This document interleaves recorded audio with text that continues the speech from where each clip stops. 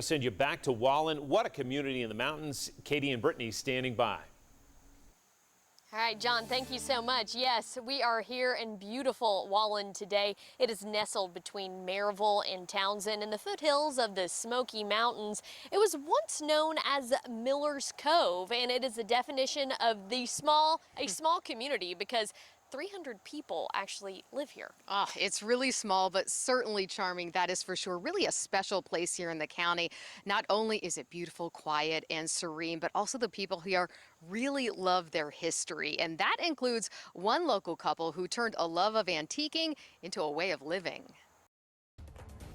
From the outside, the old T.H. Ellis General Store looks the part with its signs for soda and baked goods. Inside, it also looks like a general store with dry goods, a checkerboard, and a pot-bellied stove. So it might come as a surprise that all of the items inside and outside the T.H. Ellis General Store were never enjoyed by store patrons. They're actually part of an antique collection owned by Kirk and Julia Neely, who call that building home. Well, it'll soon be like 123 years old. It was the general store up till the 70s when they closed it down.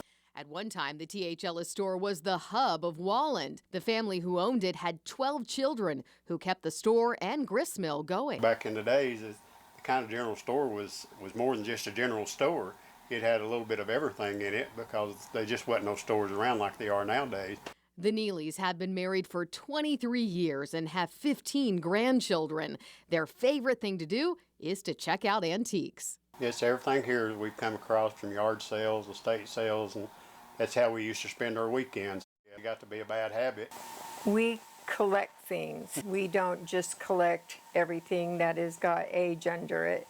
We collect antique general store things. The collection outgrew the couple's first home, so when a realtor friend found the general store, the two knew it would be the perfect fit. I come in here sometimes and I just sit and look around myself and think, where'd all this come from? I don't remember about getting half of it.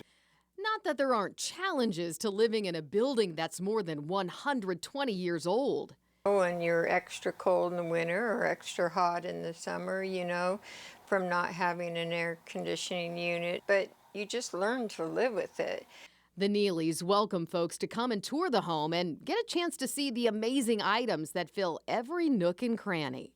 We want this old store to last a long time, and it's really important for us that when people come in here, it takes them back. But the real joy is seeing their grandchildren enjoy the home and the property. Every laugh and giggle remind them they are where they're meant to be. They get to grow up in this, and, what kids get to grow up with what we have here.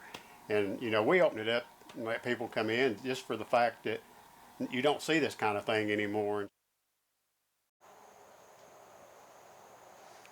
Now, one of Neely's favorite things about the old general store is actually not something you see in the store. It's actually a memory of when Dolly Parton used to come and visit because her Uncle Bill would take her down to the store for his meetings of the Masons. She would sing on the countertops and then run across the street to play with some friends while Bill was in the meeting. How fun is that? So cool. I love hearing stories like that. Well,